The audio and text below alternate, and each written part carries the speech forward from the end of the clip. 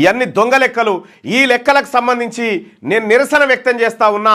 ఈ రాష్ట్ర ప్రభుత్వం తప్పుదోవ పట్టించింది బీసీ ప్రజానికానికి. 160% మంది ఉన్నటువంటి బీసీలను కేవలం 46% మంది మాత్రమే హిందూ బీసీలు అని చూపించి బీసీల లెక్కను తొక్కిపెట్టి 8% ఉన్నటువంటి వాళ్ళని 15%గా ఉన్నట్టుగా ఓసీల లెక్క చూపించినందుకు నిరసనగా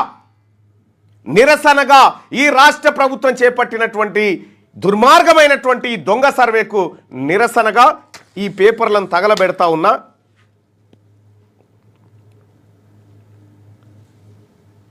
ఇవి బీసీ ప్రజలను మోసం చేసినటువంటి నివేదిక ఏదైతే ఉందో ఈ చట్టసభలో ప్రవేశపెట్టినటువంటి నివేదిక, దీన్ని తగలబెడతా ఉన్నాం ఇవాళ.